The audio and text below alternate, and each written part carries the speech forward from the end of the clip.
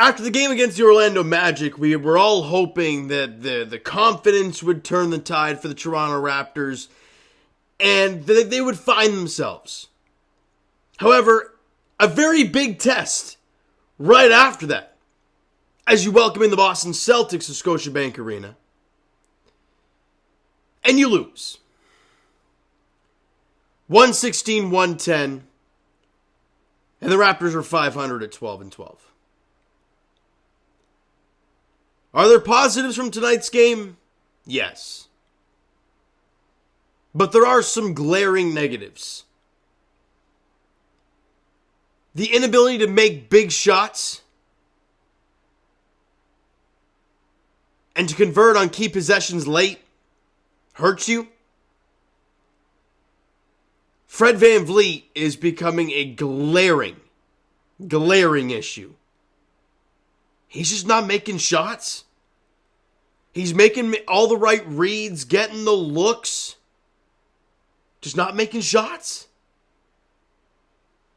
And for a guy like, I think he played 38 minutes tonight. For a guy who's doing that, you got to be making shots.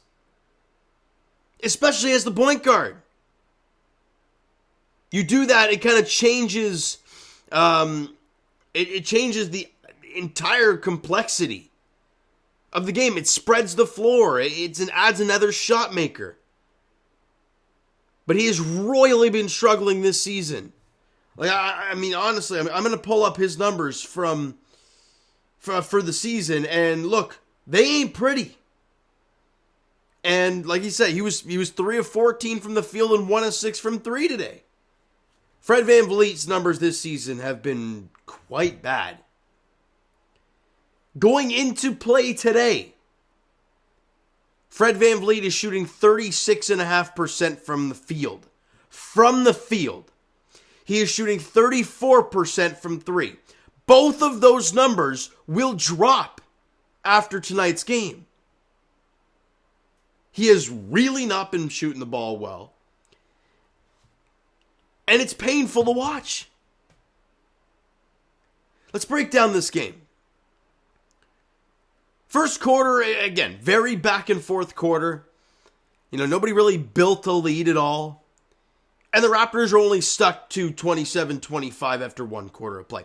Meanwhile, they don't have Al Horford. They're on a back-to-back. They're missing a couple of their key guys. And they're on a back-to-back.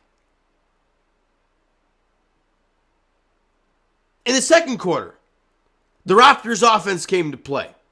They dropped 37. They allowed 29. You're plus 8 in the quarter. You're plus 6 at the half. At one point, you were up by 10, I think it was. And you're feeling pretty good, but you're only up by 6 at halftime. So what have we talked about in the past with the Raptors' really bad first quarters? Well, they only lost the first quarter by 2. Not bad. Then you win the second quarter by 8 and you're up by 6 at the half. And we're like, okay, the telltale story recently has been the really bad starts. But they gave you a really good first half. So we're like, okay, all right, let's see what they can do in the second half. Well, the third quarter is where you lost this game. Boston comes out flying in the third quarter. More in particular, Jason Tatum comes out flying in the third quarter. He dropped 17 himself in the fourth. The Raptors as a team had 18 in that quarter. You allow 35. And just like that, you are down around double digits heading into the fourth. Maybe it wasn't double digits, but it was something close to that. After leading by 6 at the half, you lose that quarter by, I'm going to try this, 17. And you're stuck 9? Something like that. Heading into the fourth, not where you want to be. And the Raptors, they're hanging around in that fourth quarter, right? Not able to get the stops when they need to. They score 30, they win, they only allow 25. You're right there, but you lose by 6, 116, 110. And I'll say this. Fred VanVleet is just, he's not playing well. There was a time late in the game where he takes a wide open three. Got a chance to cut it to like a two or 3 point game. Wide open. Can't make the shot. I'm not saying that would have changed the result of the game. But in a big moment with less than a couple minutes to go, you have a chance to bring that down considerably. And you don't make your shots. It's painful. Let's get to these player stats, and we'll start with Fred. 8 points, 7 rebounds, 3 assists, 3 of 14 shooting, got to the line 1 time, made it. 1 of 6 from 3. So he was not very good. And he was a team low, minus 12 while he was on the floor. So there's really nothing from Fred's game that you look at today and are like, well, you know, he had a good game. I mean, I think he had a couple blocks or a couple steals in the game. But really nothing to open your eyes and say, wow, he played well. And that has to change. But at this point, Raptor fans, you look back, and I saw on Twitter, you look back to Fred VanVleet's numbers from January of last season to now. And his shooting numbers are not good. He's averaging like 17 a game. He's shooting under 40% from the field. Like, it's not very good. So that's something to really keep an eye on here. We know Nick Nurse loves his guy. But watching Fred VanVleet go out there and not be able to make shots and have a tough time, you know, really impacting the game. Because how many times do we see Fred, well, when your shot's not falling, the dude has like nine rebounds, 9 assists, or 11 assists and 5 boards. That's, you know, we're used to seeing stuff like that. But he gave you 7 rebounds and only 3 dimes today. You know, it just seems like there's something up with him. And watching him play 38 minutes is tough. And I'll quickly go right down to Gary Trent, where GT was making shot after shot. He had 20 points in the game, 1 board, 1 assist. Seems like he's starting to find his groove. Shot 7 of 10 from the field, 3 of 4 from the free throw line, made all 3 threes he took, including the bank shot 3 in the first. I think it was the first. And he had 2 steals and was a plus player. He was plus 4. But he only played 26, excuse me. And I'm watching Fred play 38 and not be able to make a shot to save his life. It's tough to watch sometimes. Now, were there some positives? Yes. Scotty Barnes, back-to-back games now, has looked really, really good. He looked great against Orlando with the double-double. Really aggressive getting in the paint. Again, same sort of thing against Boston today. Love what you see. 21 points, 7 rebounds, 4 assists. Shot 8 of 14 from the field. Was 4 of 6 from the line. Was 1 of 6 from 3. Don't like Scotty taking 6 threes in the game, but hey, when you're feeling yourself, you know, you're 8 of 14, you're 21 points, fine. I guess you're feeling yourself a bit. Fine, take those threes.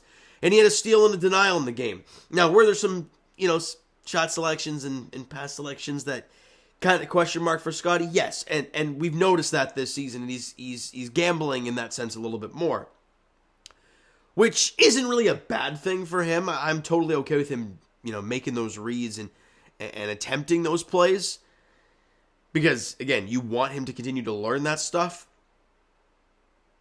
But I thought he was really good. I thought Scotty was good again tonight. Back-to-back games, he played 41 minutes. So, I'm obviously leaning heavy on him. OG, didn't get the point total that we would like to see against the Boston team. But again, the lockdown defense, you know what you're going to get. OG was flying around everywhere defensively. 13 points, 5 rebounds in the game. Shot 6 of 14, was 1 of 5 from 3. But he had 3 steals and a block. However, the 5 turnovers is the glaring number that I look at for OG, and it's like, ooh, that's a tough one to see. That's a really tough one to see. You can tell when OG's not feeling it, right? You can tell the point totals are down and the turnover numbers are up, and it's like, okay, that's one of these nights for OG. But the defense is never going to waver with him. Like I said, 3 steals and a denial. He was great on that side of the ball. Pascal, what else can you say? Like I said it in the last game, and I'll say it again. This guy, you know what you're going to get. You're going to get dominance. And again, against one of the better defensive teams in the NBA in the Boston Celtics, Pascal was kind of meeting Tatum basket for basket there in that third quarter. So that's why that's why his point totals are rise a little bit as well. I think Tatum had 31, I want to say. Yeah, 31, 12, and 3. I mean, he was outstanding. But Pascal, 29 points, 8 rebounds, 7 assists. Shot 9 of 20, which is a fine percentage. Was 9 of 13 from the free throw line, which he missed 4 of those. It's kind of tough. But did go 2 of 4 from 3. Pascal just carving up defenses left and right this season, and it's so fun to watch. Let's quickly get to the team stats and then wrap this baby up. The Celtics, they shot 49% from the field, 36% from 3, 71% from the free throw line, and the Raptors, they're 46% from the field, 36% from 3, which isn't bad, 73% from the free throw line. So again, nothing crazy, but the battles that the Raptors like to win heavily, the rebounding, the offensive boards in particular, and the turnovers, you didn't really do much on that side of the ball today. You were -1 in the offensive boards. However, you were +1 in second chance points, so basically dead even. You were -2 in turnovers. Yeah, we turned the ball over more than the Boston Celtics did today. We turned it over 13 times. They only turned it over 11. That's key for the Raptors. 11 turnovers. You still scored 110. So you got to give the Raptors credit for that. They only turned them over 11 times, leading to, where is it here? To 10 points. So 11 turnovers leading to 10 points means you didn't capitalize too much on their mistakes. You were -5 in points off of turnovers. The 2 stat categories Raptors like to dominate. You didn't tonight. However, you had moments to get back into this really late in the game, and you don't make shots, and you don't make the right plays, and you lose. The next game for the Raptors, they welcome in the Los Angeles Lakers, LeBron and the Los Angeles Lakers on Wednesday nights, a 7:30 tip-off there. And Raptor fans, do not look now, but the Lakers are playing much better basketball recently. They are now 10-12 after that abysmal start. They've won 3 straight. They're 8-2 in their last 10 games. They're playing much better basketball. Leading the way is obviously Anthony Davis with his performances recently. But for the Raptors, it's back to the drawing board.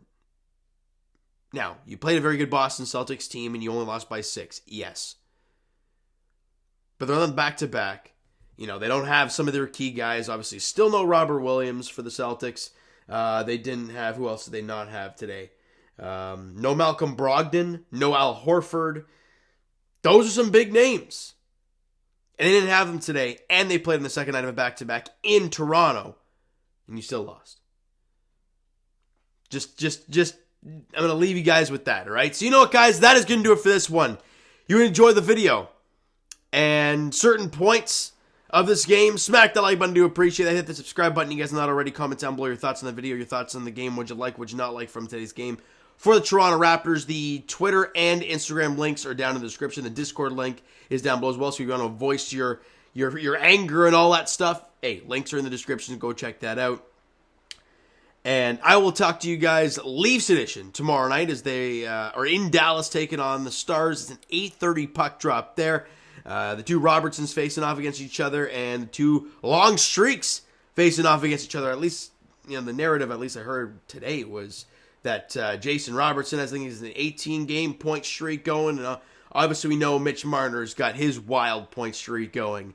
Looking to continue to build on that as the Leafs are in Dallas at 8:30 tomorrow night. As for the Raptors, as we've talked about, they welcome in AD and LeBron and the Lakers on Wednesday night, 7:30 tip-off there, as the Raptors look to win a game Get back to a game over 500, put a good 48 together. And what I want to see is Fred shoot the ball well. That's really what I want to see, because you know what you're getting from Pascal. You know what you're going to get from OG defensively. Offensively, sometimes it's a question mark, but you're going to get something pretty steady.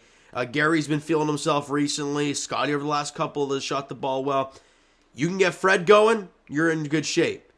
But that's my key to that game against the Los Angeles Lakers. What are you going to get from Fred VanVleet? All right, so you know what, guys?